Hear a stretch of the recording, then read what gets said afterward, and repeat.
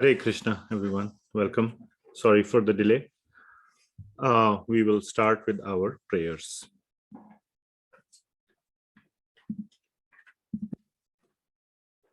So this is the Veda Base website. And we go to Bhagavad Gita and introduction and the prayers. Om Ajnanatimirandhasya Jnananjanashalakaya Chakshurunmilitam Yena Tasmai Shri Gurave Namaha Shri Chaitanya Manobhishtam Sthapitam Yena Bhutale Swayam Rupa Kadamahyam Dadati Swapadantikam Vandeham Shri Guru Shri Yutah Padakamalam Shri Gurun Vaishnavamscha Shri Rupam Sagrajatam Sahagana Raghunathanvitam Tam Sajivam Sadvaitam Savadhutam Parijana Sahitam Krishna Chaitanya Devam Shri Radha Krishna Padan Sahagana Lalita Shri Vishakhan Vitamscha Nama Om Vishnu Padaya Krishna Presthaya Bhutale Srimate Bhakti Vedanta Swami Niti Namine Namaste Saraswati Deve Gauravani Pracharine Nirvishesha Shunyavadi Paschatya Desha Tarine He Krishna Karuna Sindho Dinabandho Jagatpate Gopesha Gopika Kanta Radha Kanta Namostute Tapta Kanchana Gaurangi Radhe Vrindavaneshwari Vrishabhanu Sute Devi Pranamami Hari Priye Vanchakalpatarubhyascha Kripa Sindhubhya Evacha Patitanam Pavanebhyo Vaishnavebhyo Namo Namaha Jaya Shri Krishna Chaitanya Prabhu Nityananda Shri Advaita Gadadhara Shrivas Adi Gaura Bhakta Vrinda Hare Krishna Krishna Krishna Hare Hare Hare Rama Rama Rama Hare Hare Srimad Bhagavad Gita ki jai, Srila Prabhupada ki jai. All right. So we will continue with chapter 7. Very, very important chapter. And like we discussed, the 7th chapter is all about our relationship with Bhagawaan or God. And the main focus is God, who is God, and both our relationship with God and God's relationship with this whole material creation, or with entire creation, material and spiritual, everything. So we covered a lot of aspects already. I'm probably not going to summarize what we covered. It's a lot, but one of the main things, so let me share the slides here.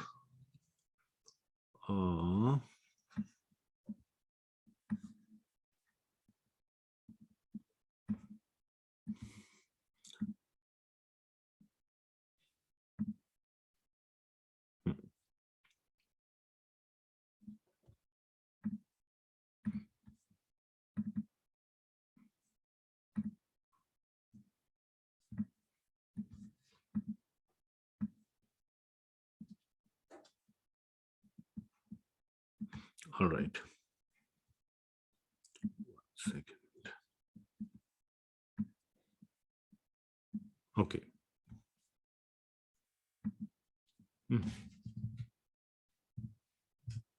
Yeah.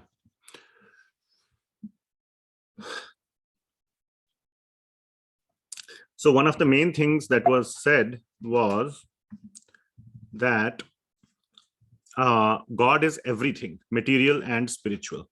So that was sort of the main point that was made, that Bhagawaan is everything. Okay. And the other part is that he is supporting the entire creation by his energy. So there is absolutely nothing that exists without his support. In many cases, we cannot see him. Okay, unless so, and then we had a long discussion about why I can't or why can't I see God. So what is the requisite qualification we discussed to see God? We cannot demand to see him. We had this whole discussion. And the requisite qualification we covered in this very nice verse is Premanjana Churita Bhakti Vilochanena. So two things. One is the eyes of the Lochana, eyes of Bhakti are needed, of love, with a tinge of Prema. So love and Bhakti, both are synonyms, but this is sort of, it is not poetry, but it is being put, the reality is being put in a poetic sense, that the eyes of love or the eyes of Bhakti or devotion with a tinge of love. So Bhakti and love, Prema and Bhakti are needed to see God. Okay, so that is what we discussed. So why can't we? The focus is we on this, in this. So this is where we stopped, and we need to start from here. So let me pull up this at my end. Yeah. Okay. And 1 second, just give me 1 second.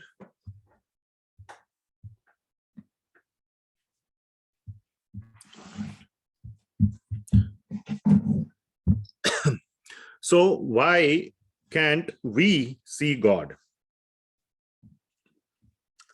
Because we lack the criteria. And what is the criteria that has been set up in the Shastra? Love and devotion. So Prema and Bhakti is something we lack. And we are just simply too entangled in our own little world. It's not like we don't have love, okay? But we love someone else other than Bhagwan. We love ourselves a lot. We love our family members and so many other people. How many people can put their hand on their heart and say, I love God as much as I love my family members or myself? Okay, so this is a very, very a point to introspect, a point to think about. And in the 13th verse, Lord Krishna talks about this. So we will go through these verses. Since we have some time, we will go through some of these points a little carefully. So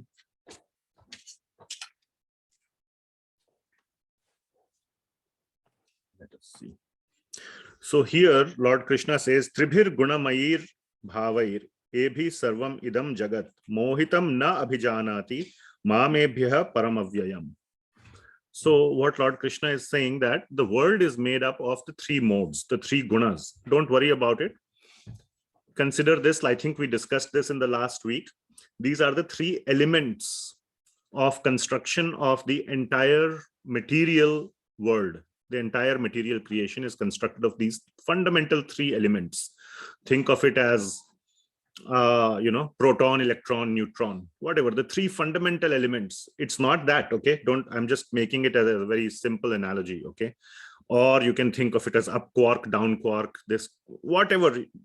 My point is that these three are the fundamental elements as per our Vedic understanding that make up everything, including now up quarks, down quarks, or proton, electron, neutrons don't make up our mind. Do you follow? Our mind is not made up of electrons or, so, but these three gunas are the elements which also make up our man, buddhi, ahankar, because they are also material. We also covered this last time. They are also material, and everything material is made up of these three elements. So that is what is being said here in the 13th verse. I'm just trying to prove this class is not about trying to show you the construction of the universe. What are the elements? It's not a particle physics class, okay, or a chemistry periodic table class. But the point that is being made here is that Lord Krishna is saying that in the Bhagavad Gita is the proof that Tribhir guna mayir bhavair ebhi sarvam idam jagat. Everybody in this whole world is deluded. Mohitam is mohitam. So moh doesn't mean love. Okay, moh means illusion. It is that kind of love in movies or in sort of ways you may see moha as love. Mujhe apne bacche se bahut moh hai. We say moha. It's the sort of the attachment kind of love, not prema. Moha means that attachment, too much attachment. So, or that illusion. So moha means illusion. So mohitam. So the entire world is illusioned by these three modes. That is the point. Which means that this whole, we are too entangled in our own world. That is why we lack this love for Bhagavan. We are in this moha, illusion. And so na abhijanati mam ebhyah param avyayam. Na abhijanati. Janna. We say janna means to know. Na abhijanati. So due to this moha in these three gunas, are you following the sort of the grammar here? Due to our moha in this material world, which is the three gunas, because everything that's there in the world is the three gunas. So due to our moha to this material world, we don't know Krishna, who is our loving father. That is the point Lord Krishna is making here. He's telling us the cause, because we are entangled. Okay. Now I have some pictures here, as you might see. Many people have this misconception, and we are going to talk about this in the next verse. Please listen very carefully. Okay. These are very important concepts, even on Zoom and in the room. Please listen extremely carefully here. Many people, every class, people ask me, oh, Maya is so strong. Maya has caught us. Okay. And is preventing us from loving God. Maya is the reason. Is that correct? No. What do others say? She's a graduate, so her answer doesn't count. What do the rest of you say? How many of you truly believe that if Maya was not there, I would have been pure Bhakta, devotee of Bhagavan? Maya is the one which is catching me, is preventing me. Doesn't it seem like that? Maya and Moha, right? Yeah, moha. So Maya has created the moha, but Maya is the cause. That Maya, I wish it was not there, isn't it? Bahut Maya hai. Bahut Maya hai, isn't it? So many of us do believe like that, but that is not the case. We have what you call spun the web of Maya around us, and we are now caught in it. Okay. So I have two pictures here to narrate two things. So now please realize, very think about it. We have created this whole Maya jaal, this web of Maya, and now we are trapped inside. One time, same point, Bhaktisiddhant Maharaj, who is the guru of Srila Prabhupada. Srila Prabhupada has written the translations and commentaries of Bhagavad Gita, which we are reading. His guru, his disciples were confused about this point. Did I tell this story earlier? No. So he's extremely punctual person, Maharaj. Okay, Swamiji. So they used to go out for singing kirtan in the streets, 5 o'clock sharp in the evening. So one day he was not there. Everybody had gathered 5 o'clock. It's like 5:05, 5:10, 5:15. And he's not there. So what has happened? He's the first one to be there, extremely punctual. So they went and looked everywhere. And finally they found him clinging to a tree. Do you see this picture of a tree? And he was like holding the tree and shouting, "Tree, leave me, tree, leave me." And when the disciples saw this, they thought, today he is gone. He has lost it.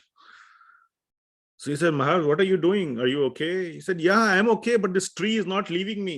That's why I'm getting late." He says, "No, Maharaj, the tree is not holding you. He says, "No, the tree is holding me. The tree is holding me." Then finally he said, "Now do you understand? You are not the one, or Maya is not the one that is holding you. You are holding on to Maya." So he wanted to teach that, sort of give a little jolt, a little sort of a wake up call to them, that we are the ones that are holding, and we are crying out, leave me, but we don't want to leave it. There's another example which I came up with. What do you see in that other picture? Cricket, but there's something else. What's happening there? Clean bowled, correct?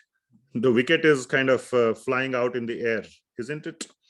And one of my, not so favorite players in my time was Muhammad Azharuddin. So I used to remember after the match, when he would lose the match, he was the Indian captain for a very long time. And he says, what happened? Why did you lose the match? Or why did you score low, your team? One of his lines used to be, today, the ball was not coming on the bat. Have you heard this line? In the post-match interview, ball was not coming on the bat. I mean, I used to play cricket. How many of you have heard that line? Ball was not coming on the bat. I used to think, dude, I also play cricket. It's not the ball's duty to come on the bat. It's the batsman's duty to find the ball where it is and hit it. That's why you're a world-class player. You're in the Indian national team so that you can find the ball and play it. If the ball need to come on my bat, I can be in the team. The ball will come on my bat and I will hit a 6. What's the problem? You need to find the ball, isn't it? So the point is, it's our tendency to blame somebody external. Only if the ball came on the bat, we would have won. Only if this tree didn't catch me, I would have, been free. We always find somebody to blame. We don't see that we are the cause. Okay, we are the ones. And think about it in all your lives. Just think about one of the aspects that you can think about is laziness. Oh, laziness has engulfed me. Now, many of you may say that, but when your child tells you this, do you buy it? Laziness has engulfed me, as if, there was some laziness and it has just, engulfed me. Now I'm blind, as if it's like some mask, somebody has blinded me with laziness. It's our problem, isn't it? It's our problem. So in the same way, laziness is one of the aspects of Maya, and we cannot get anything done because of that. Procrastination, laziness. So we can see some sense in this point that Maya is our doing. And it's very easy to leave it, but it's very hard. All right? Are you following? Following? I see still some blank faces, which is exactly the point. I do want to see a blank face or a blank look on your face, because this is truth. But will you be able to give up all your entanglements after today's class? Now that you have been told this, how many of you will do it? So that is the next verse. Sounds good theoretically, isn't it? Theoretically sounds good, makes sense. Anybody has any point to refute me? No. So theoretically it is correct. But still none of you raised your hand when I said how many of you will go and give up the Maya after today's class. So there is some disconnect. Okay. So how to begin? So somebody needs to mute. Kindly keep yourself muted if you're not speaking. Thank you. So Krishna will say this in 7.14, and 7.14 is one of the most important verses of the Bhagavad Gita completely overall. And so far till this point, it is the most important verse. So it's a very important verse, and we'll focus on this one a little bit.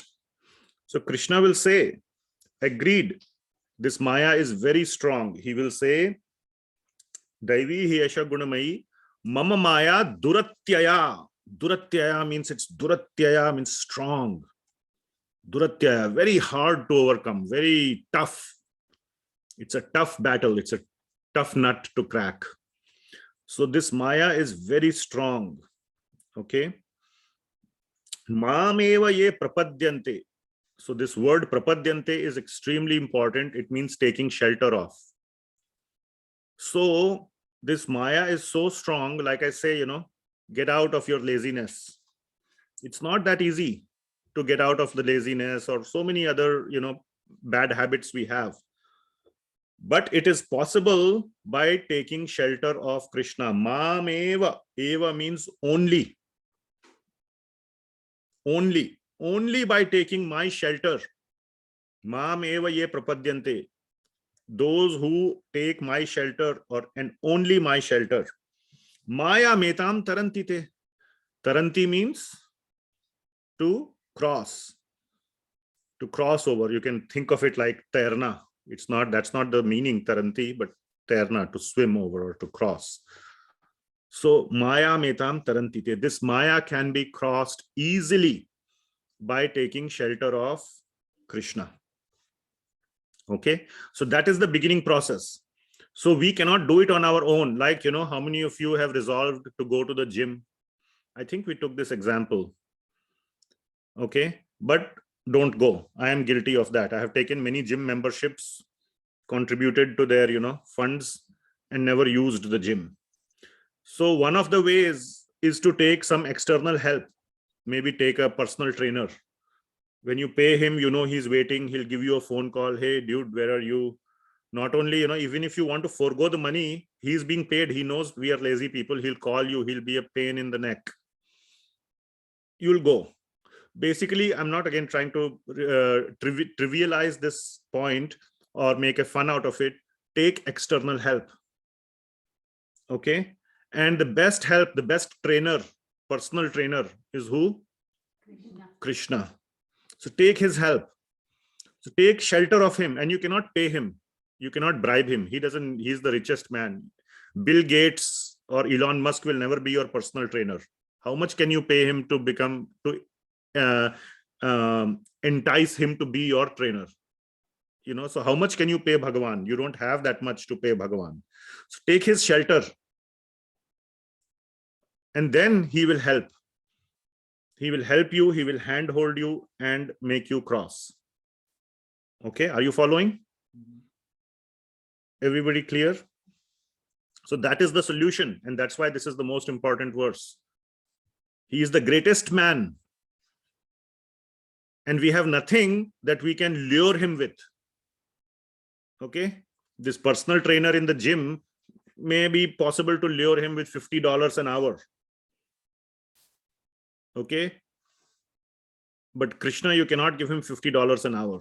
He is the owner of the whole. He is the husband of Lakshmi herself. What else to speak about? So there is nothing we can do, but if we become his bhakta, then he will do everything. Because then he becomes a friend, a lover, somebody who is truly your friend. Then they can do anything. Then money, or there is no question of any of that. It's the love that matters. And another point that is being made here is that Mama Maya, this Maya is also Krishna's energy. We have misused it. We have misused it to look away from Krishna. We don't want Krishna. Maya, you just help me create this nice web around me in which I can be happy. My family, my friends, my car, my house, my job, my health, my. So we have misused Maya. But this Maya is ultimately, it was Krishna's energy. When we said, Krishna, I want to be separate from you, Krishna said, okay, take this, all these facilities and go live wherever you want. So that was Maya, but we got too entangled in it. So the point being made here is that Maya is Krishna's energy. So, and if we want to come closer to Krishna, now this Maya is looking like somebody who is, something to be overcome. It's like a big bad guy who's standing in between me and Maya, between me and Krishna. So it's like this. What do you see in this little picture in the corner?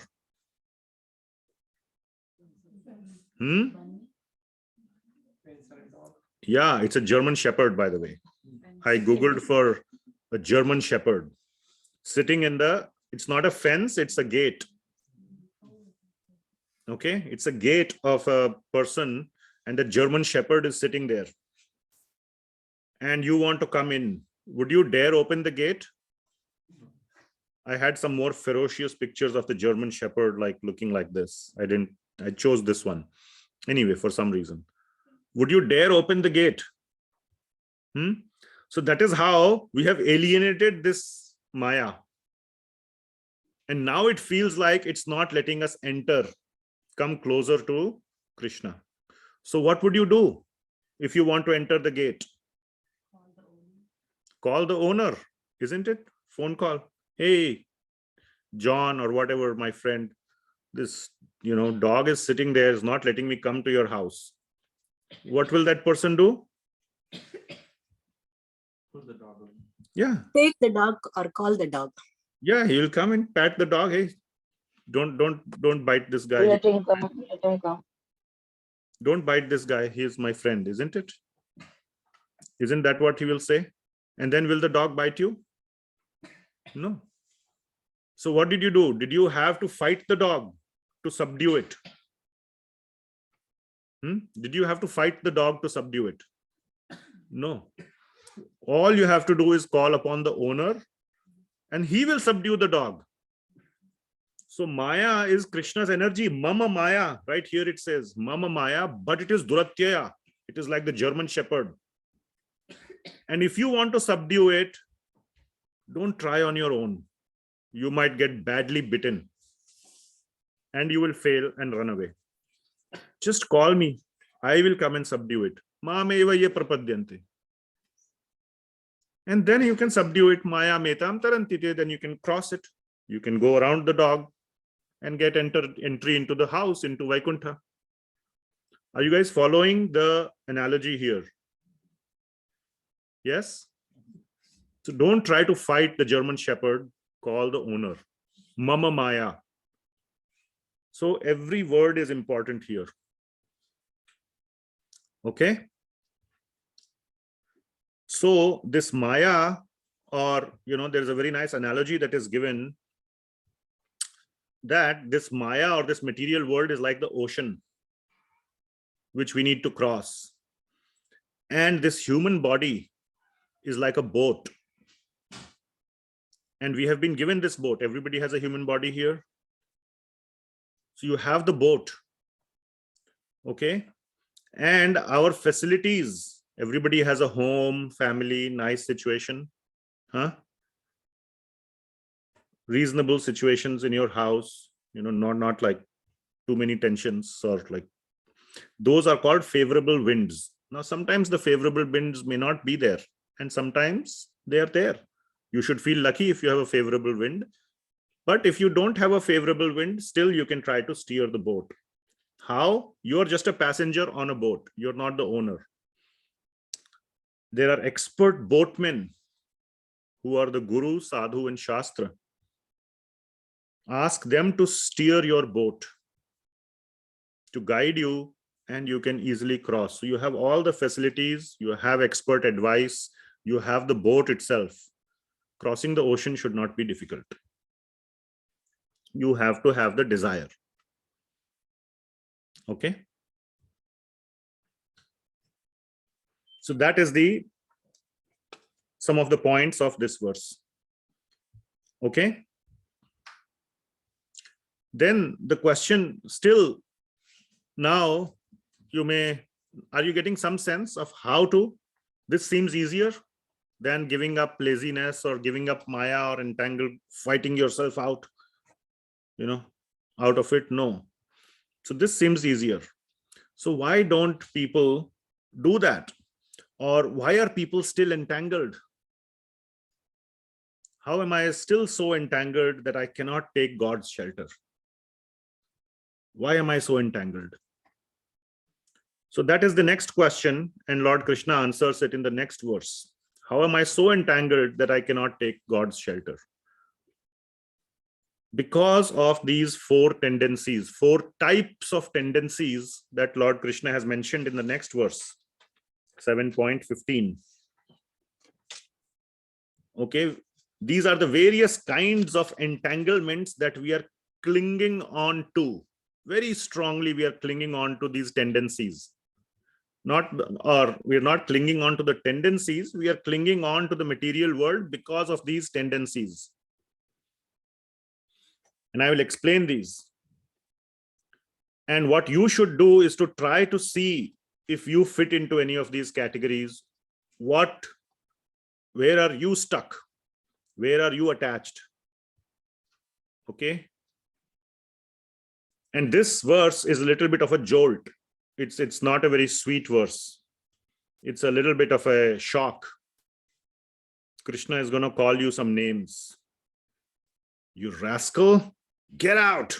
Or like your child, first you say to, you rascal, then you, so like that. So there are 4 categories of people. Namam dushkritino mudha. So dushkrita, sukrita and dushkrita. Dushkrit means they're in Hindi we say, kuch nahi ho sakta. So dushkrita people. So miscreants, Srila Prabhupada translates as miscreants. So there are 4, these are the miscreant tendencies. What are they? Namam dushkritino means mam. To me, they don't come. 4 kind of these rascals or people, miscreants. What are the 4 kinds? Mudha prapadyante naradhama. So na mam prapadyante. So the Sanskrit grammar is na mam prapadyante. So these categories of people, dushkritinas, na mam prapadyante. They don't take my shelter. Okay. What are those 4? Mudha prapadyante naradhama. So mudha, naradhama. Mayaya aprahita jnana. That's the 3rd category. Asuram bhavam ashritaha. 4th category, asuram. Okay, so these are the 4 categories of people who don't take Krishna's shelter. Na mam prapadyante. Because that's what exactly he said in the previous verse you should do. Mam eva ye prapadyante. What is the result of that? Maya metam tarantite. That's the result. But these 4 categories of people, na mam prapadyante. They don't take my shelter. So let's see. Mudha.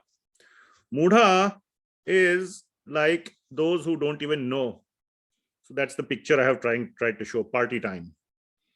Just basically busy, enjoying, as if like the life is meant for eat, drink, and be merry. Or yesterday we were discussing in the class, work hard, party harder. Right? So do whatever work is needed, but the end goal is to party. So you have to earn your way into the party. There's no free lunch. That much people have realized. So you have to work somewhat, but the end goal is to party. And then come back, work, and party. That's just animal life. Go hunt, eat, and then sleep. Then when your food has been digested and you are hungry again, go hunt some more. Khao, piyo, mast raho. So that is mudha.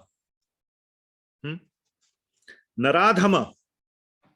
Naradhama are those who have some knowledge like this, that I should make progress in this direction. After some time, how much can you party? People feel empty. All these big movie stars, film stars, Michael Jackson, Marilyn Monroe, 2 big examples. Both died of what? Cancer. No, Mataji. Drug overdose. Oh. So both, there's too much just, and then you get into all kind of these other things. You want more and more happiness. After some time, the partying seems hollow. Then you look for the next level.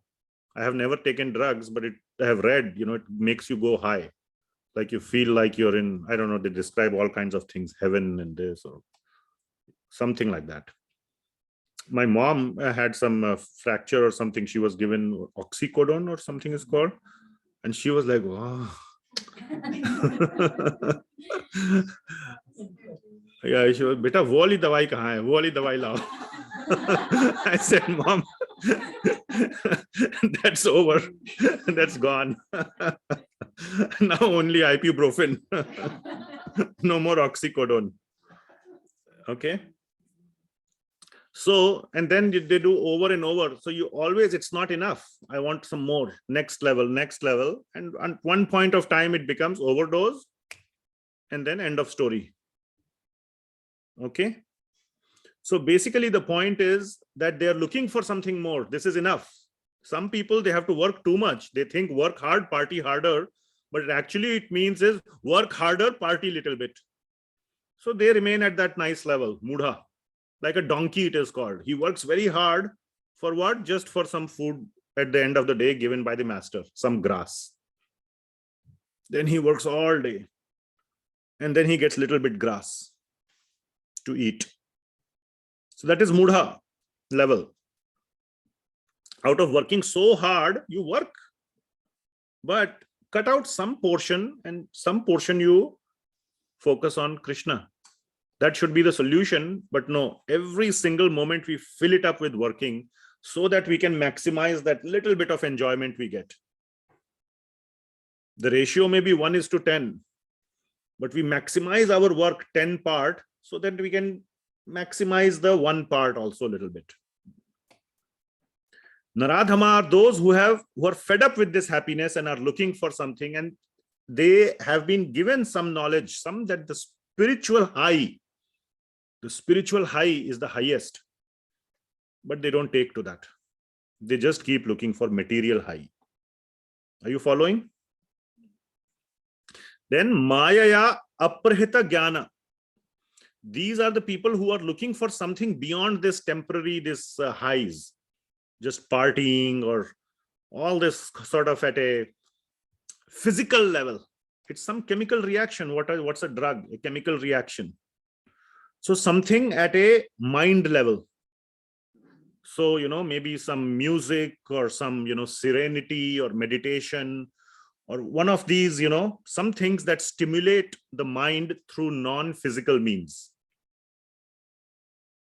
Are you following? But they don't submit still to Krishna or to Bhagawaan. They remain at some mental level. Philosophers, artists, poets, they find a lot of joy in writing poetry or whatever, And then asuras are those who get joy by oppressing others. Their happiness is in others' misery. That also gives happiness. I hope you never try it. But it is written in the Shastra that oppressing others, and sometimes we see that, oh, suna diya usko aaj maine. Or bhigo ke mara. We say, no? Bhigo ke mara. So by oppressing others, we feel happy. That is, and extrapolated quite a lot, it becomes asura or demoniac. Okay, so this is how we find happiness. We find something, but we think that will lead us to the ultimate happiness, not taking shelter of Krishna. Okay, are you following? Huh? So we are all looking for some level of happiness. We are all. And when we get saturated, we try the next level. We want to go to the next level. So, but some people still take shelter of Bhagawaan, isn't it? All of you are sitting here coming in Bhagavad Gita class for some reason. And so many people are there in the world. So what causes them to escape or begin to even try to escape this Maya jaal? Who are trying to come closer to Krishna? There are some who are trying. These people in this category, 7.15 category, are not even trying. They are trying other things. But some people do come or try to come closer to Krishna. So what causes one to try to, I should have amended this slide. Please remind me to amend this slide title to say what causes one to try to escape this Maya jaal. Try to, okay? So I took this example of, how many of you you may know the photoelectric effect. Discovered by our great friend, Mr. Einstein, one of the 5 great papers of 1905. He got the Nobel Prize for this actually, not for his other main work. So he was very pissed off with the Nobel Committee that, they never really recognized all his other great work. This was his least important work, one of whatever. Anyway, so photoelectric effect is, like when photons are hitting a layer of metal by some, and these are very high energy photons, 1 or 2 electrons escape. They are known as photoelectrons. Anyway, so what my point is, a high energy kick is needed. कहते हैं जब लात पड़ती है तब भगवान याद आते हैं. So that is what Krishna is saying. That is the first category. So he says Chaturvidha, 4 type of people. Now I'm on 7.16. Please keep your books with you and please follow along in the book as well. Okay. Chaturvidha bhajante mam. So the previous verse was na prapadyante. Don't take my shelter. Now 4 types of people take my shelter. Bhajante mam. Different word, but same meaning. Chaturvidha bhajante mam. Janaha sukritino Arjuna. So previous one was dushkritino. This one is sukritino. So they are the positive minded people. For some reason or the other, they come closer to me. What is the first such category? Jinko lat padi hai, who have received a kick on their butt. And the name is Artha. Artha means one who has some trouble in life and he wants to get rid of the trouble. So jab lat padi, tab Bhagwan yaad aaye. So Artha, that is the first category. And then you begin to find answers, trying to look for answers. Why did this happen to me?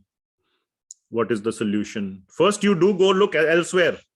You go to your same old party friends. Can you help? Some of them, they reject or they refuse to even recognize you. Or some recognize you, show some sympathy, but offer no solutions. Some try to offer solutions, but the solutions are useless. Ultimately, you are where you are there. You are back to square one.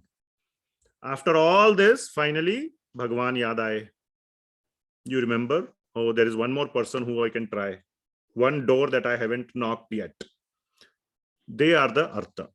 That's why it is said, sometimes it is a good thing when life gives you a kick.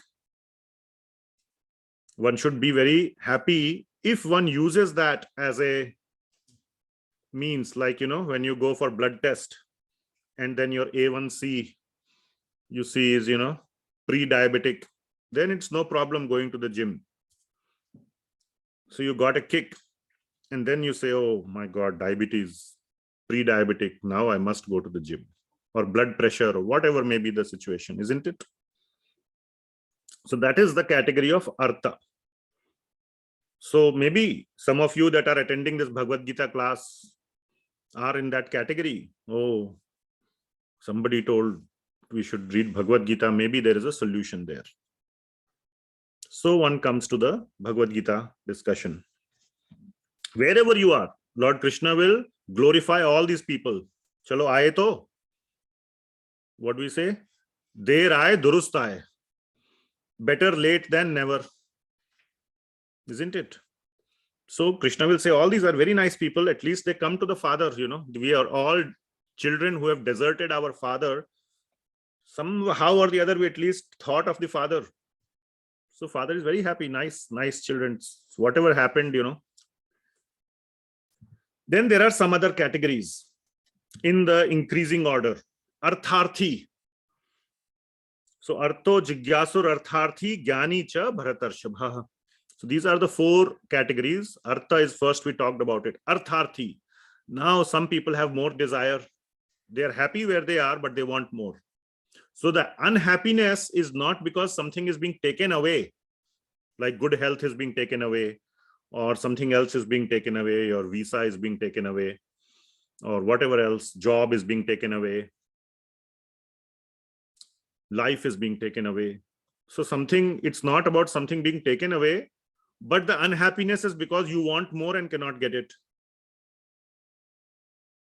you think that you have it, now it's not there. Like the stock market, one day it goes up. You think you have that much money. You had no intention of selling the stock and actually cashing on that. But when it from there, if it comes down, you feel sad. I could have got it, but I couldn't. Isn't it? So Artharthi. Then Jigyasu.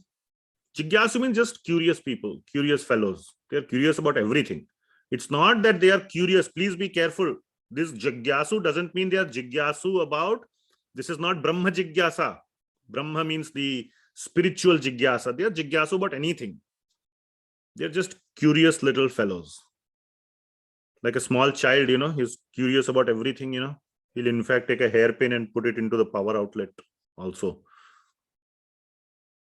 So he doesn't know whether he is looking for the right thing or the wrong thing. He's just curious. Jigyasu. Okay, somebody said Krishna. Oh, there's some magic in Krishna book. Let's open it and read what's there. Okay, nice, good. And then Jnani. Jnani means somebody who is looking for some higher knowledge. He's not satisfied where he is. He is trying to go higher.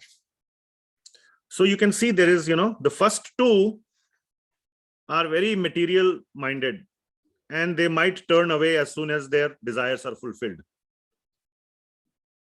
The curious guy, at least he's not coming with some desire. I mean, curiosity is the desire, but it is not like doesn't have a fixed desire. I want this. Measurable, we say, smart goals in corporate life. Specific and measurable. So it's not specific and measurable that once I get this, my green card, moment I get my green card, okay, then thank you. We'll see you in next life. This life I'm set, US citizen. So it's not anything specific and measurable, which is the first two categories. The third category could lead wherever. No end. Jigyasu. And Jnani is the best among these because he's looking for some higher knowledge. He's kind of done with all material stuff. I'm looking for something more than material. That's a Jnani. Within Jnani also, there are categories. So as you can see, better, there's an arrow going, right? Artha is the, least, lowest. Then Artharthi, then Jigyasu, then Jnani. So the question is, who is the best among these? Now, these questions are not there in Bhagavad Gita verses, but our acharyas have explained how the verses are getting stitched. This is very important. Okay? You must understand the whole flow of thought. Are you feeling that you're getting a whole flow of thought? Like it's like a storyline? It's a chain of, like a whole chain of thought. That's very important. Then you will understand Bhagavad Gita very easily. Okay, it's not a set of disconnected thoughts. There's a perfect sequence there. So who is the best? So Lord Krishna says this very, very important verse, 7.70. Next most important verse we have covered so far.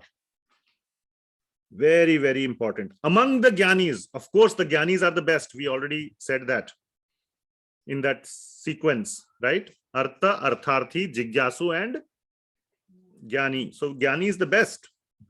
Among the Jnanis, Tesham Jnani, among the Jnanis, out of them, Tesham means out of them. Out of whom? Jnanis, Jnani. Tesham Jnani. Out of the Jnanis, who is the best Jnani? Vishishyate. Vishishyate means he is special. Okay? And please see what is there in the middle. Between Tesham Jnani and Vishishyate, what comes? Nitya Yukta Eka Bhakti. Two words are there. Nitya Yukta means always engaged in what? Eat, drink and be merry? No, not in eat, drink and be merry. Nitya Yukta Eka Bhakti. Bhakti means love and Eka means exclusive. Only me. Eka Bhakti. Not divided. Are you following? These are very clear-cut words. I'm just going direct from Bhagavad Gita. There is no other meaning here. Okay, I'm just showing you directly from the verses what Krishna is saying. You cannot make any meaning even if you want to. It's so straightforward.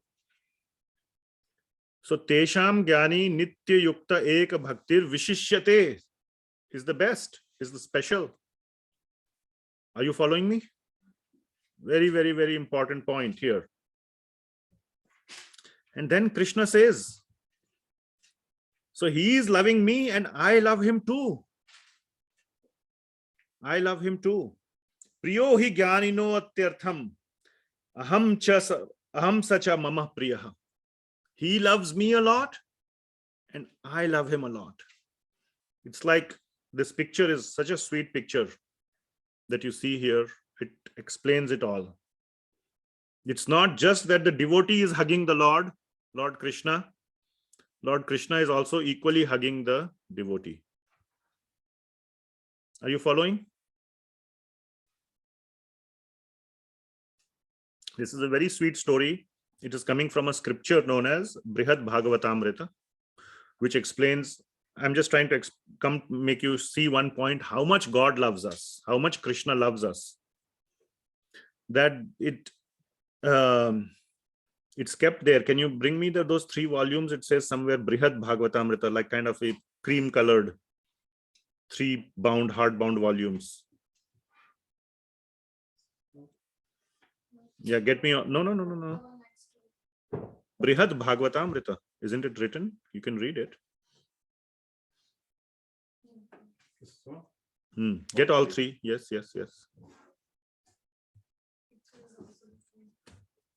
So 3 volumes. So I'm just trying to show it on the Zoom here. 3 volumes of books here. So this is one of the very nice textbooks called Brihad Bhagavatamrta, Shree Brihad Bhagavatamrta by Sanatan Goswami. And this 3 volumes explains the story of a devotee, that person you can see there in the picture who is hugging Krishna. His name is Gopa Kumar. And it explains his journey through the material world. And finally he reaches Vaikuntha, where he meets Krishna. And when he meets Krishna, he is running towards Krishna. He has so much love for Krishna. And Krishna is running towards him. And they both hug each other. Like that's the moment which is captured using the camera, sort of. And then they both faint out of love. That's how much Krishna loves us. And there's more. Then all the other friends who are already in the spiritual world, they try to wake up both of them. It's much easier to wake up Gopa Kumar. He finally wakes up after like 10 minutes of sprinkling water. Krishna stays fainted for like 1 hour, whatever spiritual time. He is in more ecstasy, more happiness, more joy to see his friend Gopa Kumar than he was to see Krishna. That's how much our Father loves us. I think I shared the story of the prodigal son in the previous class. So all these, so that is how much God loves us. So that is being shown in 7.17. Okay. And that kind of jnani, or among all the jnanis, the bhakti jnana, one who has that bhakti is the best, because ultimately what is he doing all the time? Nitya yukta. Nitya means what? Always engaged in eka bhakti. Eka bhakti. Obviously to Krishna. He's not going somewhere else. And then next, there he's saying, Priyo hi jnani no atyartham aham. So he is very dear to me. Sacha mama priya. And I am very dear to him. So both ways. It's not like one-sided love. I love Krishna, but he is busy with the, everybody else. No. And he is God. He has the capacity to love each and every ant and earthworm on this whole universe and many universes put together. He has the capacity to love everybody individually the same. We cannot. He can, because he is God. So we should not think, oh, his love is divided. मैंने तो एक भक्ति करी, वो तो सबके साथ divide हो गया सब. I only get a fraction. No, that is the material understanding. If you take $1 and give me 50 cents, you can only give 50 cents to the other guy. But this is Bhagwan. There's a very nice verse in Ishopanishad. Om Purnamadaha Purnamidam Purnat Purnamudachyate Purnasya Purnamadaya Purnameva Vashishyate. This is the nature of Bhagwan. From Purna, if you take out Purna, still Purna remains. Bhagwan remains complete. You cannot think about dividing Bhagwan and making him less. He doesn't become less.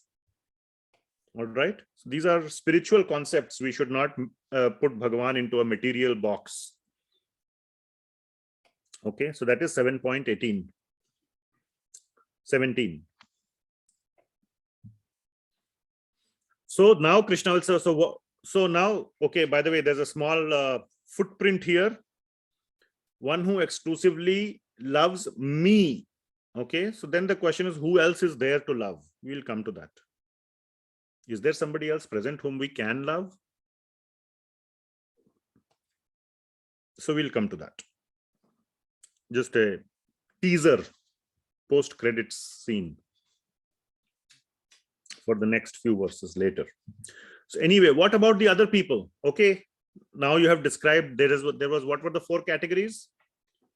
Artha, Artharthi, Jigyasu, and Jnani. And within the Jnanis, the one who is this kind of Bhakti Jnani, Ek Bhakti, is the best. So there are all these other categories of people. You can say 3.5 categories, right? The 3 Artha, Artharthi, Jigyasu, and the other types of Jnanis. 3.5, let's say, categories are remaining. What about them? What about them? So Krishna praises them. He says they are Udarah Sarva Eva Ete. They are very Udar. Udar means very magnanimous. They are also very generous. Udar. Why are they generous? At least they come to me, even though it is for some selfish purpose. Like I was saying, no, chalo Bhagwan ki taraf muh to moda. For some reason they came. Even if there's a child who is, never talks to the father, father still feels happy if he says, Dad, I need money.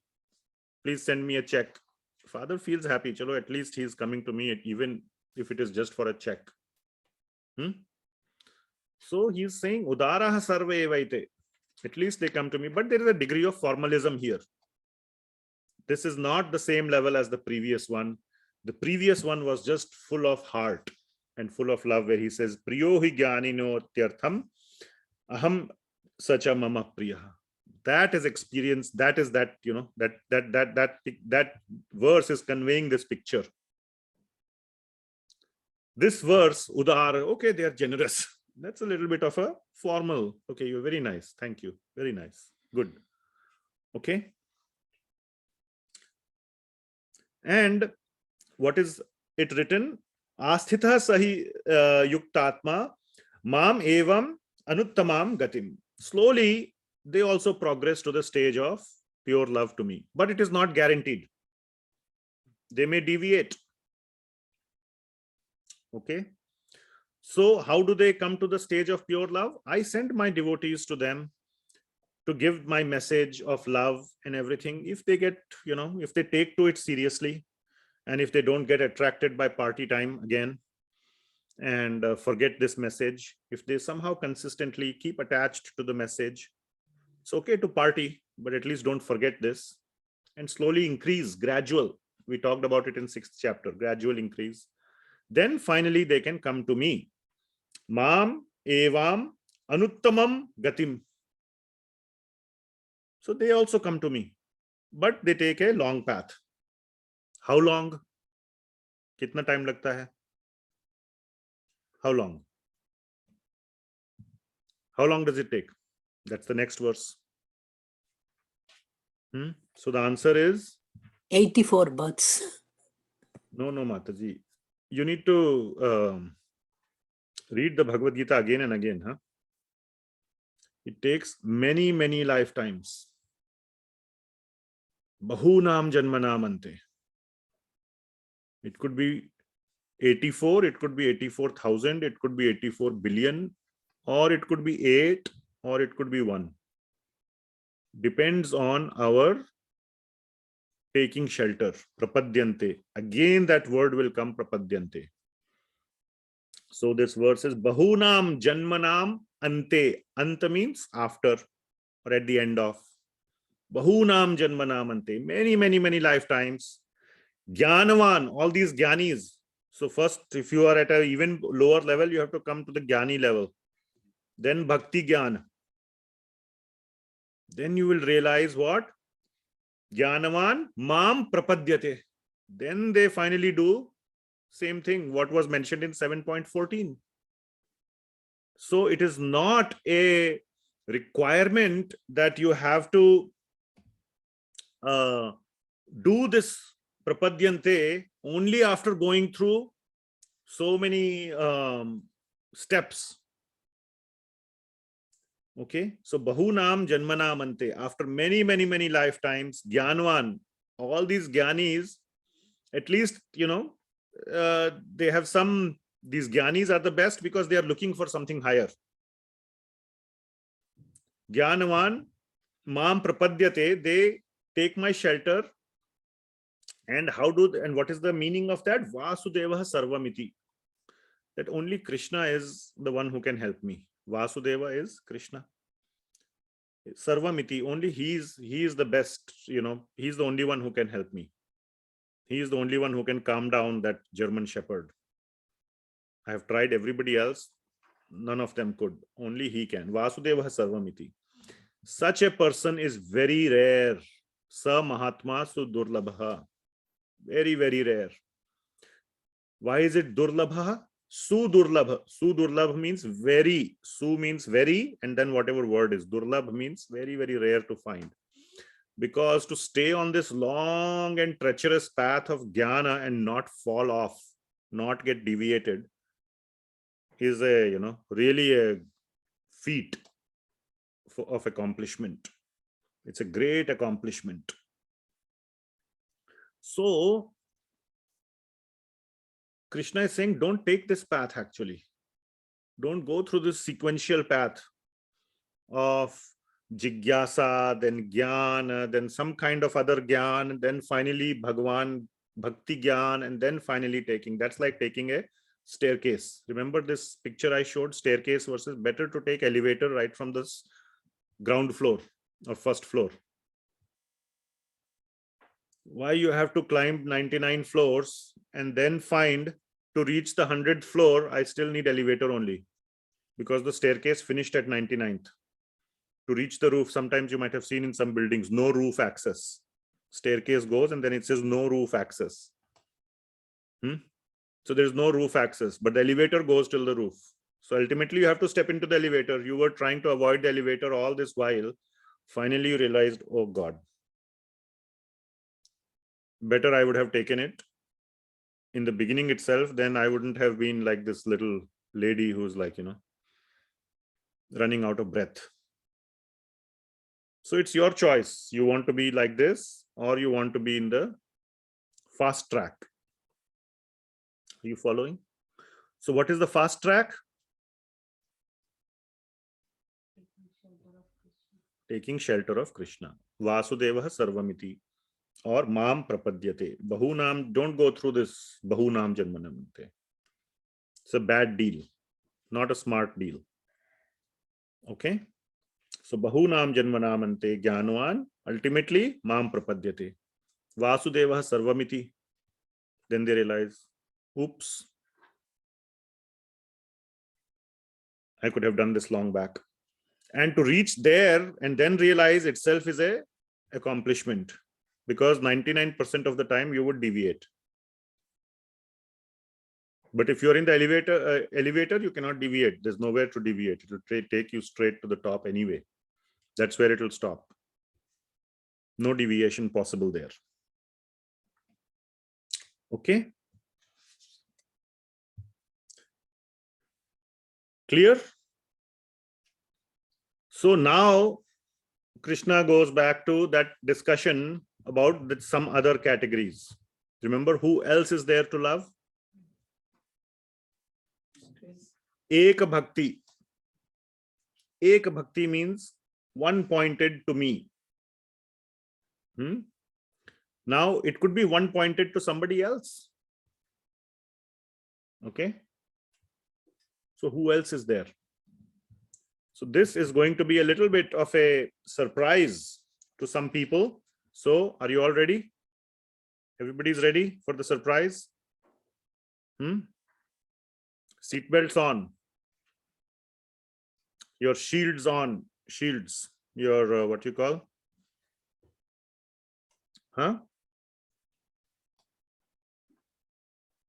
Protective shields. Guards for the surprise, for the shock. Okay, so very careful. Please try to understand this carefully. So what are some other categories of people? So the answer is there are other devis and devatas in the Vedas. So many devis and devatas are there who are different from Krishna. Okay, this we had covered in 3rd chapter. There's a whole ministry, a whole hierarchy. Krishna is the topmost. He's like the king. And when we say Krishna, it means Krishna, Rama, Lord Vishnu, Narsingha. And to a large extent, Lord Shiva is also part of Krishna. So we will not differentiate as far as the Bhagavad Gita course goes between Shiva and Krishna. We will not. That's a much deeper topic, which we will do it in our Bhagavatam series and other series down the line. Okay. But there are so many other devis and devatas. What are some examples? Ganesh ji, definitely son of Lord Shiva. Who else? All devis like Durga. Saraswati, Durga, Kali, so many devis, and then there are many other demigods which we don't worship today in Kali Yuga because their knowledge is lost. The knowledge of their worship is lost. Indra, Varuna, Vayu. Yeah, all these. Now, have you ever seen an Indra temple? It used to be there. So there are certain purposes for which you can worship Vayu, Surya, Chandra, Indra. They are all demigods. We don't see those today in our sort of culture because those are gone. But if you read the Vedas carefully, you will see their various types of worship. Everything is there mentioned. So that whole collection, that entire hierarchy below Bhagavan Vishnu or Narayana or Krishna is what is being called as those who worship the other devatas, devis, which Srila Prabhupada translates, the English translation is demigod. They are not God, but they are demigod. Okay, demigod means lower than God, or his ministers, his helpers, his assistants. Now, they are very nice people. Okay, now this whole discussion we had in 3rd chapter.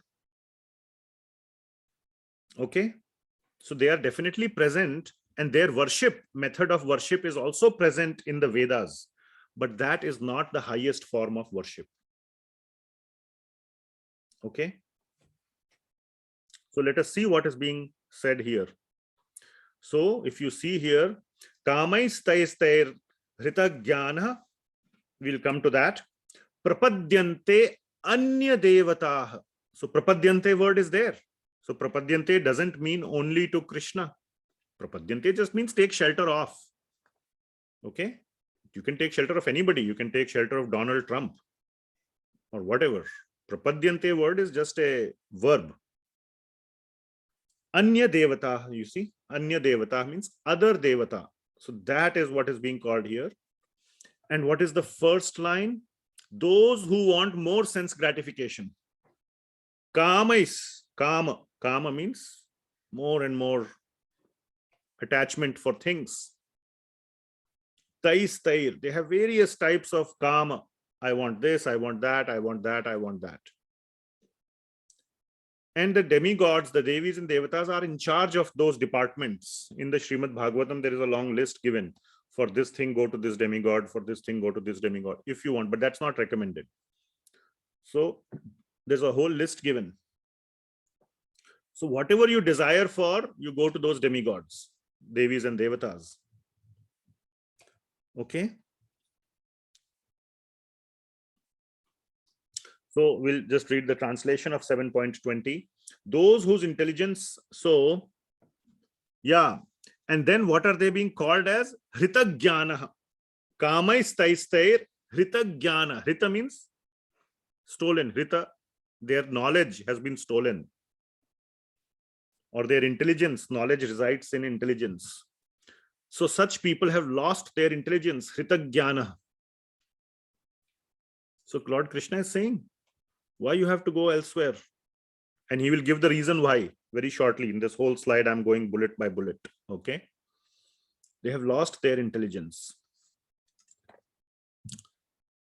But he says in the next verse, Vidadhami aham. I let them go there. I don't stop them. Anyway, he let us go from him. We were with him. When he can let us go away from him, well, fine, you go where he's given us free choice anyway to begin with. So why would he interfere and stop us from going anywhere we want? So that was, he says, as soon as one desires to worship some demigod, I'm reading 7.21. As soon as one desires to worship some demigod, I make his faith steady so that he can devote himself to that particular deity. Tasya tasya achalam shraddham tameva vidadhami aham. So I give him the shraddha, I give him the dedication to go worship that deity. I let them vidadhami aham. I let them make their own free choice. I don't interfere. I anyway had let them choose to leave me. I let them make the biggest choice anyway. And the rest is all, next level. You following? But he says that whatever they get, and they get benefits from there because that is their department. They get, those demigods also give. They are very easily, they are very, they are known as easily they can be pleased. Okay. Without love. See, Krishna can also be pleased, but the element is love. He can see whether you love or you don't love. He can differentiate between Nitya Yukta Eka Bhakti and Artha. Man mein kya hai, ye Bhagawaan ko malum hai. God knows what's in your heart, whether you are Artha or you are Nitya Yukta Eka Bhakti. So he can wo andar bahar doodh ka doodh, pani ka pani. He can know the reality. Demigods sometimes don't. And they say, oh, he's speaking some very nice words. He's doing all this nice thing. Chalo, let's give. They get more easily pleased. Okay. But Lord Krishna says, whatever that, there is nothing that belongs to them. Ultimately, I am the only giver. They just release those things. They release the funds, what so to say, right? More easily. But those funds are ultimately coming from me. Like, you have your friend as a bank manager. You apply for a loan or whatever. Because he's a friend, he will release the funds. But uska funds hai, uske baap ka hai kya? Yeah? Ultimately, it's the bank's funds, right? He may release it more because you said some, you buttered him up and you said some nice things about him. So he released the funds faster. But the funds weren't his. It's not like he's giving you a loan from his pocket. So, Mai eva vihitan hitan. Ultimately, those things are coming from me only. And it's not that Krishna doesn't know. He knows, oh, that's how my funds are being used, but he lets it be used. Ultimately, he treats us like we are not treats us, we are his children. Chalo, fine, no problem. But what happens? Those fruits are temporary and limited. Antavattu phalam tesham. 23rd verse. Antavat. Anta means what? And those phalam tesham, those phala have an ending. What do you call something that has an ending? Temporary, perishable, isn't it? It has an ending. Antavattu phalam tesham. So those fruits are temporary and limited. Are you following? I'm picking up the key words from these verses. 20 to 23 is all about what one gets in worshipping Devis and Devatas, and where do those things come from. They do come faster, but ultimately they're coming from Krishna, and it is coming out of our selfish nature. But those things that come to us are only at a material level. They're not spiritual. So Devis and Devatas can never give spiritual fruits. They can only give material fruits. There's an arti we say, no? Sukh sampati ghara aave. What is that? Kasht mite tanka. Same thing. Artha, artharthi. Sukh sampati ghara aave is artharthi. Kasht mite tanka is artha. Bhai kasht hai tan mein. This problem, that problem, this, that, mit jaye. Artha. Get rid of it. Okay. So antavattu phalam tesham, and tad bhavati alpamedhasam. What is Lord Krishna calling these people? So first of all, they settle for less. Antavattu phalam tesham. We covered that. Would you like a temporary fruit or a permanent fruit? Would you like a visa or a green card? Which one is better? Because it is permanent residence. Visa is what? Temporary. So people want green card. Who wants visa if you get green card? Permanent residence. Everybody is running behind permanent, isn't it? Nobody wants temporary visa. B1, B2, 6 months, then go back. So they settle for less. Antavattu phalam tesham. And such people, Lord Krishna says, are alpa medhasam. Medhasa means what? Intelligence. Alpa means what? Less. So such people have less intelligence because they settle for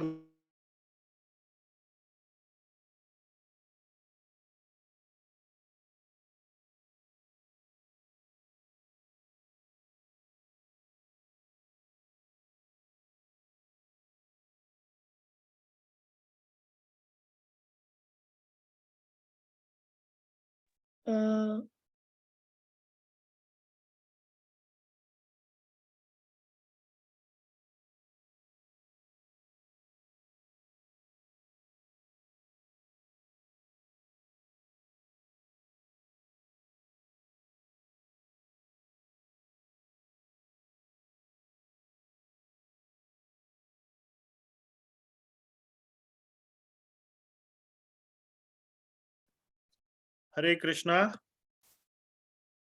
Can you hear me? Yes. Hare Krishna. So Yes, my MacBook or my other computer ran out of battery, but you're all still on, right? So I'm going to start it from my Mac again. Hopefully everything is working fine. We'll see.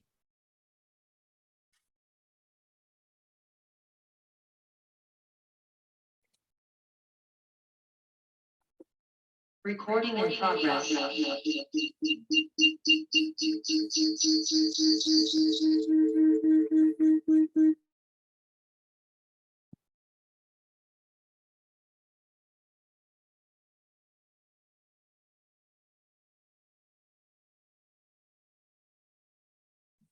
Okay, can you hear me? Yes. Okay, great. So looks like we're back in business.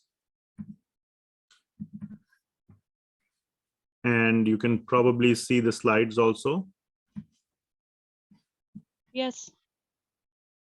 All right. Okay.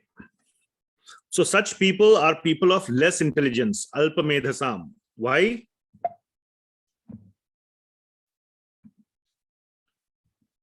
Why? Because they sell themselves cheap, isn't it?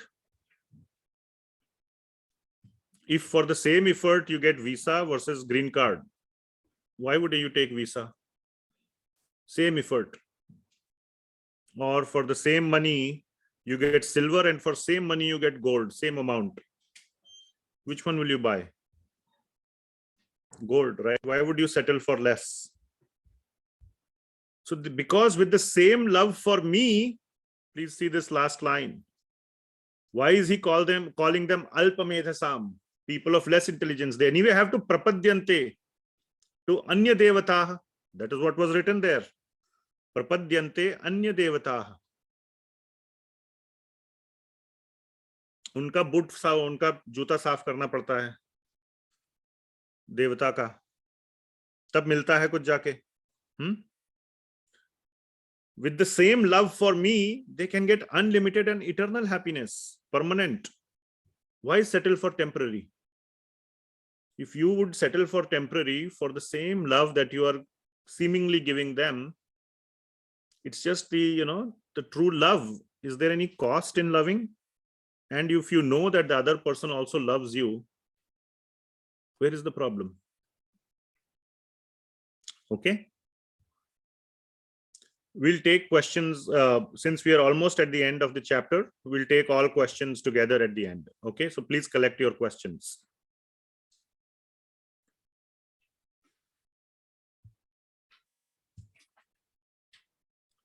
Are you all clear about demigods, devis and devatas?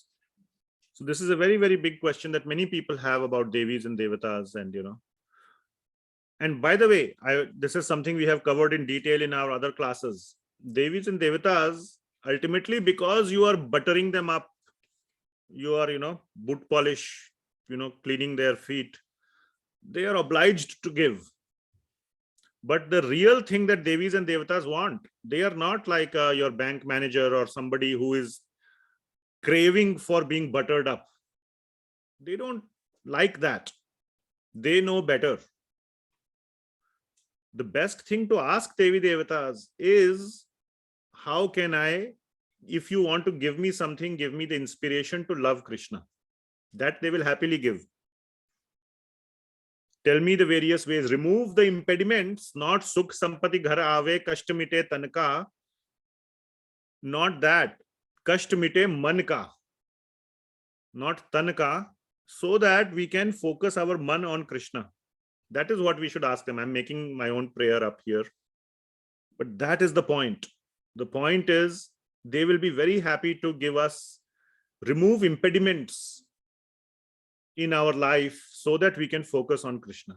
They want us to love Krishna because they are very genuine, themselves genuine lovers of Krishna. They want us to come closer to our own father. They are like our elder brothers and whatever, chacha, tau, whatever you can call, bhaiya, bhabhi, whatever. So they want us to connect to the same father. Krishna is also their father. He is the father of everyone. Pita aham jagatasya, aham bija pradah pita. So Krishna says, I am the father of everyone, including of the demigods. Even the demigods are Krishna's children. So all the brothers, they are like our elder brothers. They want us to connect back to the father. Okay. So that is the right way. Not like go to them, get some material benefit, and then tata bye-bye. All right. So that is the proper way to worship the demigods. Even in the Srimad Bhagavatam, you will see the Gopis. Gopis are the topmost devotees of Krishna. Right? They also worship Mother Katyayani. Katyayani is Durga. And what do they ask Mother Durga or Katyayani? Krishna se mila do. When will we get the association of Krishna? Please give me that association. That is what they ask. And Mother Katyayani freely gives. Yes, yes, I'll make it all happen. Don't worry. Very soon I'll make it happen. Yes, you're following? So she is all the more eager, Durga, Mother Durga, to make us connected to Krishna. Not for our petty little things. Okay, so that's on Devi and Devata worship. Very, very strong points that Lord Krishna is making here in the 7th chapter. Then there are another category which Lord Krishna brings up is the Mayavadi philosophy. So this is also in that same category of, connected to whom. Okay, I don't want to go too far back. Anyway, on this. Demigods. Connect to whom? Okay. So connecting to somebody other than Krishna. So this is a philosophical understanding one can come up with. So we first want to talk about cause versus effect. Now we had talked about this in the Brahman Paramatma Bhagawaan aspect. I hope you have been all consistently following the series. Bhagavad Gita is a whole series. Okay. So it will make full sense if you attend every class carefully. So cause versus effect, which is greater, cause or the effect? Cause. If you have a disease, do you want to treat the effect or the cause? Yeah, but the effect is worse. Effect only. Effect. So that means you just keep taking Tylenol. Cause. Will reduce the symptoms. That's the cause. That's the effect. Or you want to treat the root cause. We say root cause, isn't it? What is the root cause? And then we treat the cause, right? When I say greater, when I mean is which is more significant or more important. Cause is more important. If you get control of the cause, then you are in control of the effect. But if you only try to control the effect, then you don't even know what the cause is. And then tomorrow the effect could be something else. Are you following? So my point is that cause is more significant or more important than the effect. So some people think that impersonal Brahman is the cause. Okay, so this is a philosophical point. Please listen carefully. And I am the effect. I means Krishna is saying that Bhagawaan, he's Bhagawaan, he's the personal form. I am the effect. So with that understanding, who is greater, the Brahman or Bhagawaan?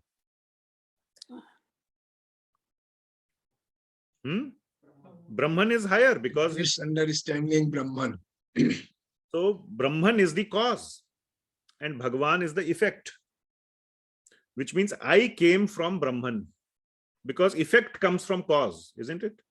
Does cause come from effect or effect comes from cause? Effect comes from the cause. So those who think like this, that I came from Brahman, Krishna is calling them abuddhayaha. Let us see the verse now, 24th verse. Avyaktam vyaktim apannam. Avyakta is Brahman, non-manifest. We had discussed this already. So if you have been following carefully, you should understand. Avyaktam vyaktim apannam. Now that avyakta apannam means has become a vyakti. Vyakti is who? Krishna is the vyakti. Looks like a vyakti. No, vyakti means what? Person. So that avyaktam, unmanifest, vyaktim apannam has now become a vyakti. Which means what is the cause? Which one is the cause here? Avyaktam. Vyaktim apannam. Now it has become a vyakti. So what is the effect? Vyakti, the person. Which means Bhagawaan is the effect and Brahman is the cause. Are you following? Such people are what? What is the next word? Manyate mam, who think like this about me. Manyate means those who mante hain, manyate, mante hain. Mam, think about me like that I have come from Brahman. What is Krishna calling them? Buddhiman. Huh? Yes? You have to read, Prabhuji. Not Buddhiman. That was Abuddhaya, not Buddhiman. Abuddhaya. Please read. Keep Bhagavad Gita in front of you and read properly, carefully. Abuddhaya. Abuddhaya means opposite of Buddhiman. No Buddhi. Not even Alpa Buddhaya. The previous one, at least it was Alpa Buddhaya. Alpa Medhasa. Less intelligence. This one is zero intelligence. Abuddhaya. Are you following? These are even more fallen. Krishna is directly saying, can you see the difference between Alpa Medhasa and Abuddhaya? It's not too hard. It's fairly easy to understand, right? Param Bhavam Ajananto. They don't know my Param Bhavam, which is Mam Avyayam Anuttamam. Avyayam means eternal. I am the eternal. I am the topmost. Anuttamam. Not only Uttamam, Anuttamam, like the absolute topmost. Right here he is saying that Krishna is the cause of the Brahman. If he is the topmost and nothing is there, he has already said this in the 7th verse. Mattaha parataram na anyat. There is nothing higher than me. Parataram. Mattaha parataram na anyat. Kuch nahi hai. Same thing here, at least in terms of this avyaktam form. The Brahman. Param bhavam ajananto mam avyayam anuttamam. I am the topmost. My form is avyayam, eternal, the vyakti form, me, and it is anuttamam. It's the highest, topmost. Okay? You all following? So that is the point being made in 24. And in 25, again, Krishna doesn't force ever. He says earlier, also, if you want to go to a demigod, I let you go. If you want to believe that I am coming from Brahman, mera kya jata hai? I am not diminished. If you think like that, you are a free person. You can think whatever you want. But I will cover myself. So these people who are trying to think of Brahman, please try to understand an important point here. They are not running behind material aspects. Sukh Sampati Ghar Aave. They are not about Sukh Sampati Ghar Aave. They are trying to understand Brahman. That's why they are going in that direction. From Brahman also, you cannot get Sukh Sampati. Only from Devi devatas you can get. So they are really into the spiritual inquiry, but in the wrong direction, considering, and Brahman is fine as long as they know that that is the effect. There is something higher. That is fine. When you reverse the thing, that, oh, I know Krishna, but Krishna is just a stepping stone, because Krishna is the lower level. Beyond Krishna, the higher level is Brahman. They reverse it. So there is no problem in those who are approaching Brahman, all right, as long as they say that it is not the topmost. But the mistake that people make is that they claim that Brahman is the topmost, and when you tell them about Bhagawaan, they say, oh, that's just an after effect. It's for the less advanced people, because they cannot focus on the Brahman. They need some idol, some statue. They convert Bhagawaan into a statue.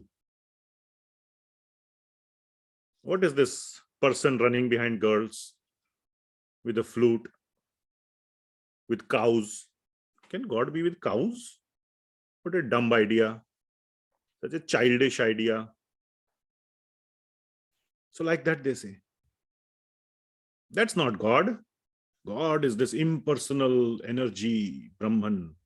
This one is for beginner people, to give them like to a child, give a doll. He says, Papa, I want to drive a car. I want to drive a car. Then you go to Costco, you buy a little toy car and you say, okay, beta, you play with it. When you grow up, then you will get a real one. So for the children, people with, less intelligence, we give them this God. Okay, beta, you do this God worship, Krishna with a flute, you do some nice, give him something to eat as if he will eat it. This, that, we give them. Okay, you'll be happy. When you will become advanced, then you can give up all this. That is not the case. Even the greatest rishis and munis worship the Supreme Bhagawaan. So to such people, Lord Krishna is calling as a Buddhaya. And what does he say? If you feel like this, if you think like this, no problem. I am not diminished if you think like that about me. It's not my problem. What he says is, if you are trying to reach the Supreme, I will cover myself up. When you reach Brahman, it will appear that is the end. of your quest. There is a curtain. You won't see what is beyond. Because there is something beyond. What is there beyond Brahman? Bhagawaan. But you won't see it. You will feel you have reached there. Oh, okay, great. Mission accomplished. Why? Because there is a curtain. And that curtain is called Yogamaya curtain. So that is 25. Na aham prakashaha sarvasya. I am not visible to them. Prakasha means visible. Na aham, na aham. Na aham means na aham. I am not. Prakashaha, visible. Sarvasya, to such people, Yogamaya samavritaha. I cover myself up with my Yogamaya energy. I cover myself up. Okay, you be happy. You will realize that there is nothing. You will feel you have reached the summit, Mount Everest. You won't realize that there is a higher mountain to climb. You will think you have reached the highest. Na ham prakashah sarvasya yogamaya samavritaha. Mudhoyam na abhijanati. But such people are, again he uses mudha. Kindly keep yourself muted, please. Such people are mudhas. Mudhoyam na abhijanati loko mam ajam avyayam. I am the topmost. I am the aja. I am the avyayam. Okay, they will never know that. Are you all following? It's very straightforward. There is no complexity here. It's just direct Sanskrit, simple, just fat, very simple, straightforward. It's just dismantling all these. Lord Krishna is just dismantling these points one after the other. There's no like need for some big vivad and debate and this and that. No, you don't need to go to United Nations to sort it out. Okay, it's pretty straightforward. As long as you say Bhagavad Gita is my source. That is the only axiom. Bhagavad Gita is our basis. So last, I think, couple of points. Yes.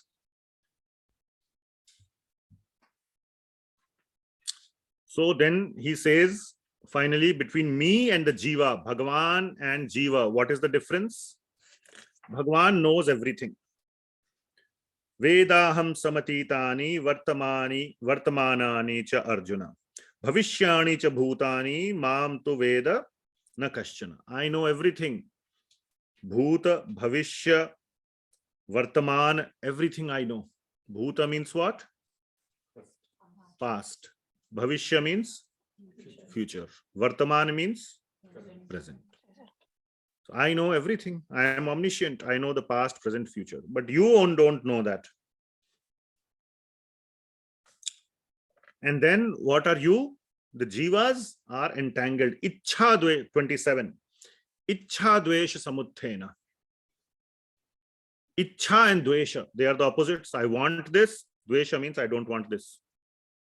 Jivas are always busy in likes and dislikes. I want this, don't want this. You are my friend, you are my enemy. This is hot, this is cold.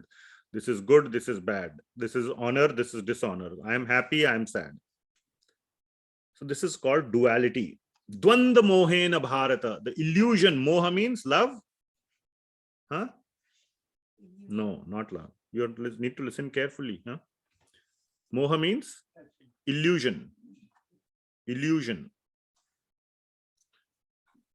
So, dvanda mohena. One is in the illusion of dvandata. Dvandata means this whole thing, duality. Right? Is everybody following on Zoom or has fallen asleep? Okay, some of you are following, I hope. Yeah, following Guruji. Yeah, we're following. Thank you. Thank you. Following Prabhuji. Very nice, very nice. Following. Bhutani sammoham Following, sir. yanti parantapa. So like this, everybody is sammoham, sarva bhutani, all living entities are sammoham. They are in this moha. Okay? Because of this duality. And that's why we are entangled. That is the cause of our separation from Krishna. Krishna is saying. Okay. Sammoham sarge yanti parantapa. Sarge yanti means they are in this cycle of birth and death. Separate from me. In Vaikuntha, there is no birth and death. So because we are in this cycle of death, birth and death, we are separate from Krishna. We are in this cycle of birth and death. And that is the reason, because we are entangled in this Ichha Dvesha Samuthena. This Dvanda Mohena Bharata. Okay? So that is our condition. Our condition versus Krishna's condition. That is what has been described. Krishna is all omniscient. He knows everything. We don't know. We think we like this, don't like this. Today I like this, tomorrow I like that, tomorrow I like that. Today's likes are tomorrow's dislikes. Today's dislikes are tomorrow's likes. When my children were little, oh, that fellow, yeah, I don't like that fellow. Then after 1 year, I'll see him playing with the same. Last year you said you don't like him. No, he's very good. He's my friend. I never said I don't like him. Happens like that. So today's likes, that's how our nature is for little children. We are like little children. Today you are my friend, tomorrow you're not my friend. So that's what is our situation, but Krishna knows everything. So that is Bhagawaan versus Jiva. So what happened? Okay. Last slide for today. No, probably 2 more. So what is our purpose of life? Very, very important. This is the conclusion. Our connection with Bhagawaan. Purpose of our life. How many of you are searching for purpose of your life? Are you searching for the purpose of your life? Why are you here? What should be the purpose of my life? And one very nice way to understand purpose of life is so that when I'm at the end of my life, I feel that I have lived it nicely. No regret, looking for a rewind button. How many of you would want to be in that situation that you are satisfied at the end of your life, that you lived it? You wouldn't have lived it any other way. Given a second chance, you would have done the same thing. Would that be a fulfilling way to end your life? Life has to end. That is no doubt. But would that be a fulfilling way to end your life? Knowing that, yes, if given a second, another chance to rewind it, I wouldn't have done anything different. No regrets. That is called purpose of life.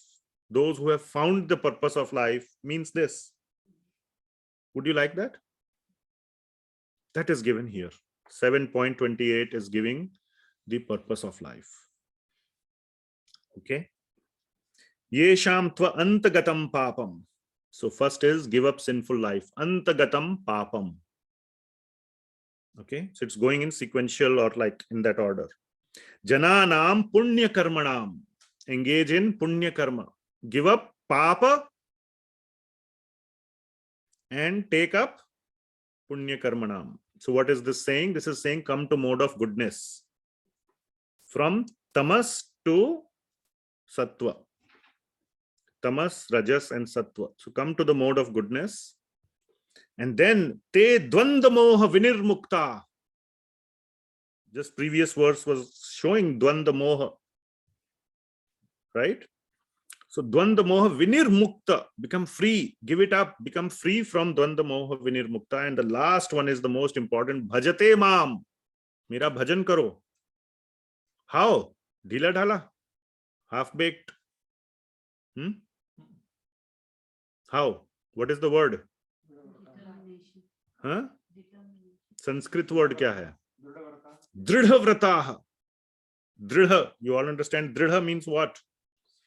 Strong. Vrata means determination or vow. Are you following? So that's what Lord Krishna is saying. This is what you should do. 4 things. Yesham tva antagatam papam jananam punya karmanam te dvanda moha vinirmukta bhajante mam dridhavrata. That should be our purpose of life. Are you following?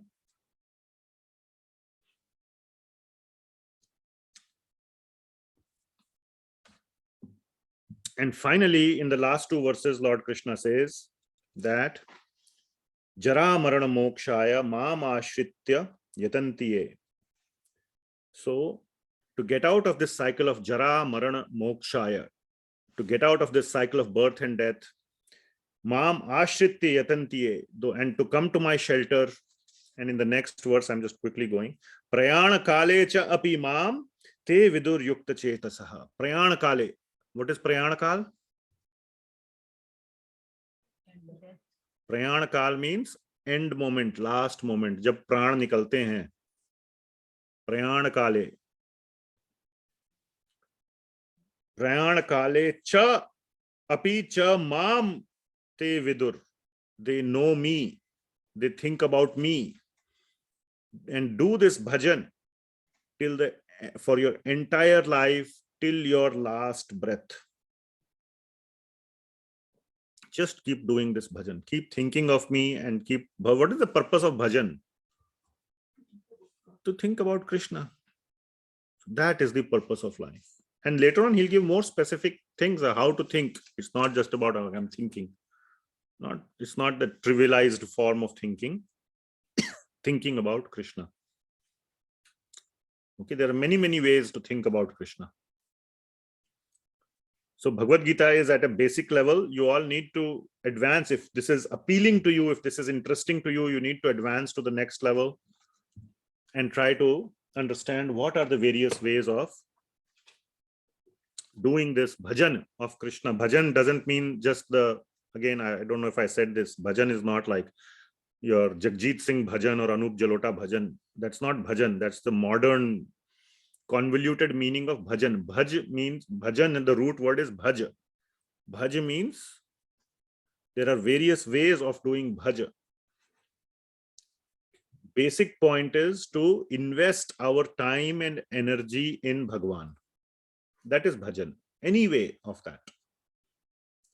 So there are 9 ways that are described by Prahlad Maharaj. Prahlad was the son of Hiranyakashyap. So he gives 9 ways, which is known as Navavidha Bhakti, Navadha Bhakti. The 9 processes: Shravanam, Kirtanam, Vishnu Smaranam, Vandanam, Archanam, Padya Sevanam, Dasyam, Sakhyam, and Atmanivedanam. 9 ways are given. All these are bhajan. So we have discussed these many times in our Bhagavatam classes and more advanced classes. We will discuss in upcoming classes as well some of these. So for example, one way of doing bhajan of Krishna is to read Bhagavad Gita. That's a bhajan. So right now, since 5 o'clock here in Portland, you are all doing bhajan. There was no music here. We were doing some serious discussions, but that is also counted as bhajan. So when Krishna says bhajante mam dridhavrataha, all this is included. Okay. All right. So that is the end of the class, end of 7th chapter. Thank you very much. What are the questions? So whoever has questions can raise your hands. I don't see any questions in the chat. So please let me know what questions you have. So here in the room, we'll start. Somebody had a question? Yes. So I was just wondering. 1 second. Okay, please go ahead. So we talked about, I'm trying to get the phrase.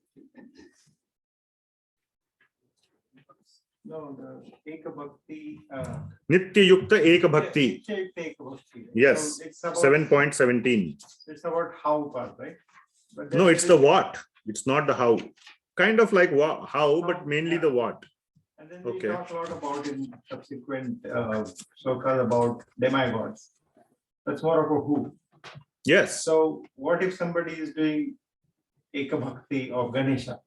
So that's exactly what we covered in those 4 verses, 20 to But 23. without any expectations or the same nature. So, okay. So Take a Bhakti of Ganesha. I see. I got your question. So what if one is doing Eka Bhakti just for love, out of love to Bhagwan Ganesha? Okay. We say Bhagwan Ganesh because that's the natural culture, even though we know he's not Bhagwan. Bhagwan is reserved for Bhagwan, but we'll just use Bhagwan Ganesh as a cultural, traditional lingo. Okay, so don't mistake that part. But then that is fine. Okay, that is fine. But when we say doing bhakti of Ganesha, if you are doing according to the Vedic principles, you open up the Vedas and there are elaborate, I have not read the Vedas to that depth, but as I understand from various acharyas, commentaries and all on these verses, the Vedas contain elaborate procedure of how to worship Ganesh. So if one is worshipping according to the Vedic principles, there is no semblance there of love to Ganesh. All of the Ganesha puja as per the Vedic principles is, he is the one who removes obstacles. That is what you get from Ganeshji. So there is no Vedic prayer, there is no Vedic hymn where you show love to Lord Ganesha. Okay, that's like trying to play cricket with a baseball bat. You can, sure you can, but that's not like a valid game. When I first came to, I used to play cricket. When I came to America, I went to some, whatever, with my child. They gave me a baseball bat. I was like, okay, I can do this. And how many of you played baseball? Any of you? So I hit it hard and it went really far. Everybody started like clapping. And then with the bat, I started running. And everybody's like, what are you doing? What are you doing? I'm like, what wrong did I do? You're supposed to leave the bat and then run. I didn't know that. In cricket, when you hit, you run with the bat, right? So it became an invalid game. You see what I'm saying? So yes, you can mix and match. You can say, I will use the process of bhakti. Whereas in Krishna bhakti, nowhere you show me any hymn, any prayer, anything where you have something that says, oh, my obstacles will be removed, material obstacles. Now, Krishna does remove material obstacles, but the purpose is not for your success in material life, but the purpose of removing material obstacles is for spiritual progress. So that is the sort of the valid, or the, what you can say, the correct way or the authorized way mentioned in the Shastra to worship Krishna versus Ganesha. Otherwise, you're doing your own thing. Do you follow? So according to the Vedic principles, all the worship of the demigods is in the mode of getting some material benefit. And when we say here that that is how you are doing the devi, devata, upasana, or the prapadyante anya devata, you are doing it according to the understanding is that you are doing it according to the Vedic instructions. Otherwise, if you just love the devis and devatas, I don't know what might be the outcome. They might ultimately, look at your heart and say, you know what, please go to Krishna. They will take your love and give it to Krishna. And somehow Lord Krishna will generate love for him in your heart. But I don't know. It's like asking an invalid game. What happens if with a baseball bat, I run with the bat? Like, how many runs do I score? It's not in the rule book. You follow? Any other questions? Prabhuji, you give the example of the tree with branches, right? Like watering the roots. Hmm. So like, I think watering the roots, like Krishna will satisfy the demigods too. So. Yes. So that's a very nice point. 1 second. Somebody is...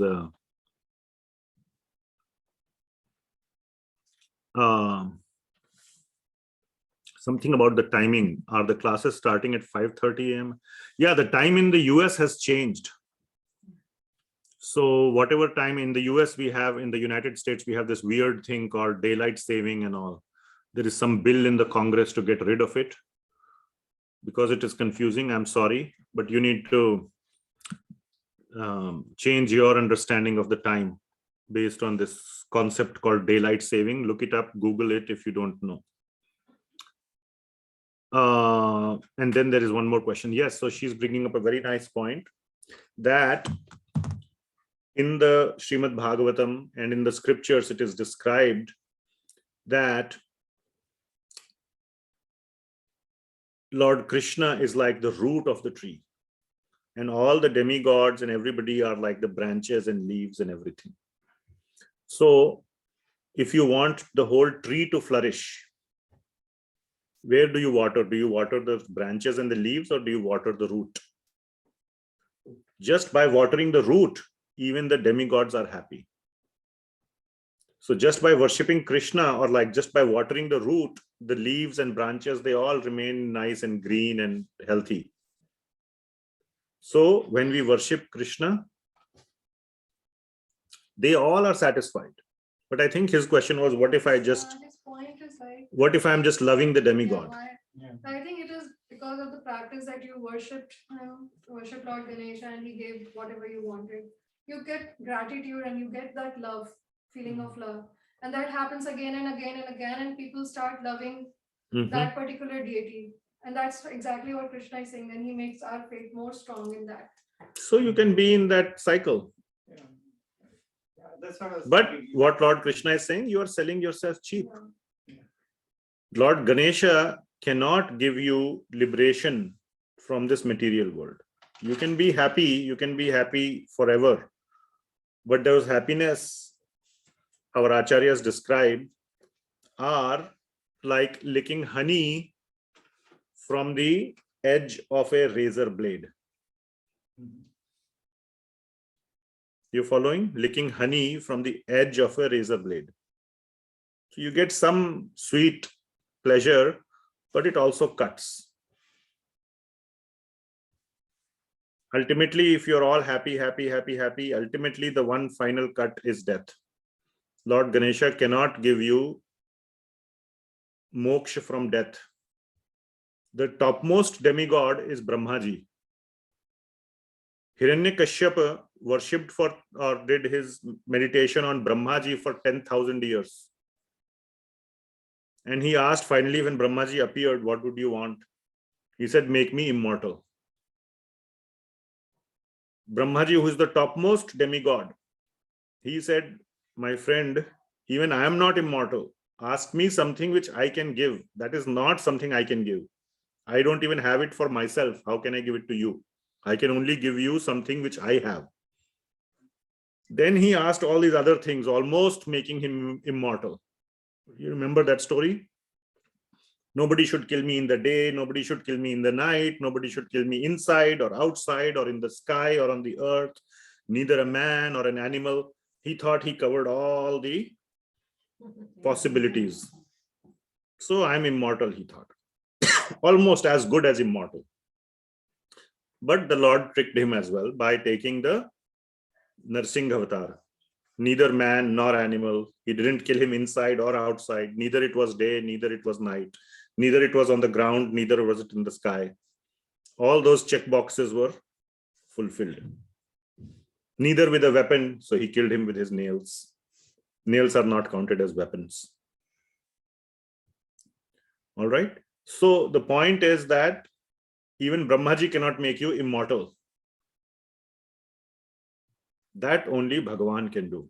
Immortality means janma mrityu vinirmukta. To give mukti from this cycle of janma and mrityu. Jara marana vinirmukta. Okay. Okay. Then there is a question about Hanumanji and Sundarkand. Okay, so Hanumanji is in a completely different category, completely different. So Ram Navami is coming up in 4 days. If you would like, please come to the temple. I will be giving a class. And actually the class will be on Sundarkand and Hanumanji. So you can come and listen to that class. So I'm kind of been preparing for it. So I can talk for 1 hour right now on that. But we don't have 1 hour. But the point is, let me share with you one very nice, very, very nice verse from the Srimad Bhagavatam. So this is Bhagavat Puran, 9th canto, Bhakta Jana, 4th chapter.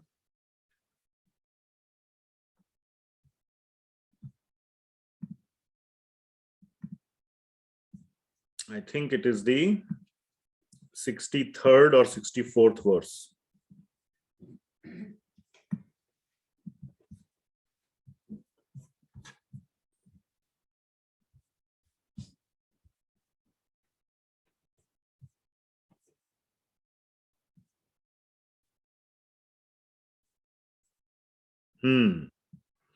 So Lord Krishna or Lord Vishnu is telling Durvasa Muni about his relationship to his bhakta.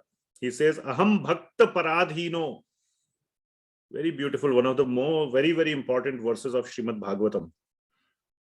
9th canto, 4th chapter, 63rd verse. Aham bhakta paradhino. I am paradhin. Paradhin means I am a subordinate. Paradhin, right? Adhin. Of my devotees. He's saying I am subordinate. I am in full control of my devotees.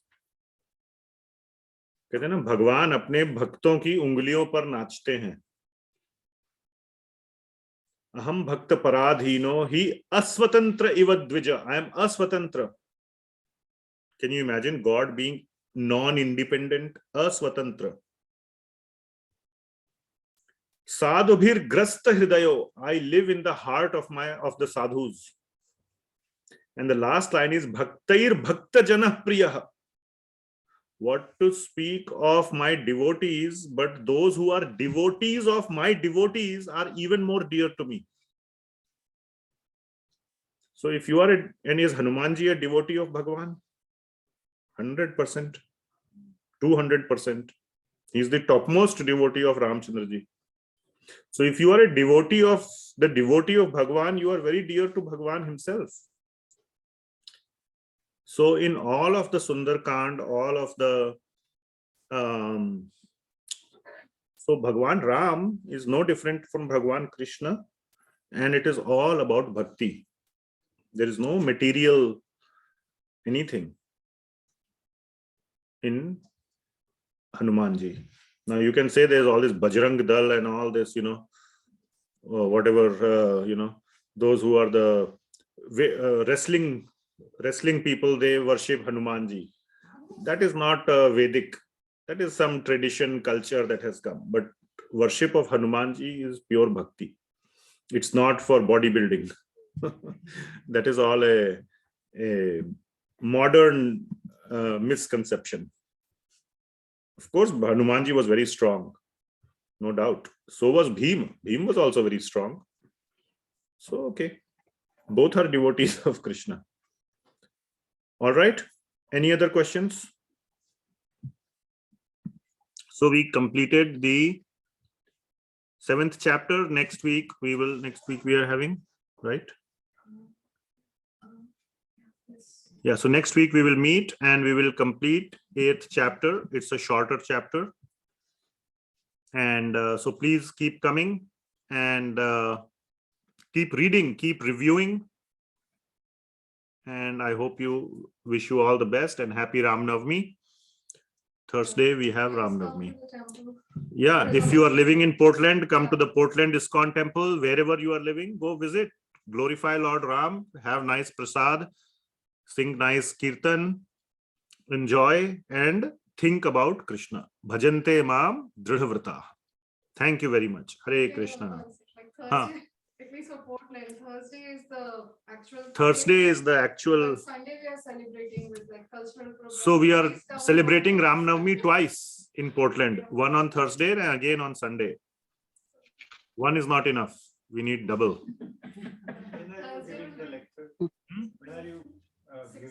Thursday evening, 6:30 p.m. Portland time in the temple. Sunday 11:30 a.m. But then only cultural programs, some children's drama, adults drama also. Okay. Hare Krishna. Hare Krishna. All right. Thank you so much. And those of you in Portland, I encourage you to come in person and then we do some more discussions and some prasadam and some other nice things which we cannot do on Zoom. Thank you so much. Srila Prabhupada ki jai. Hare Krishna. Hare Krishna. Hare Krishna. Thank you, Prabhuji. Hare Krishna, Prabhuji. Thank you. Thank you. Hare Krishna. Hari Om. Thank you. Thank you, Prabhuji. Thank Thank you, you. Prabhuji. Hare Krishna.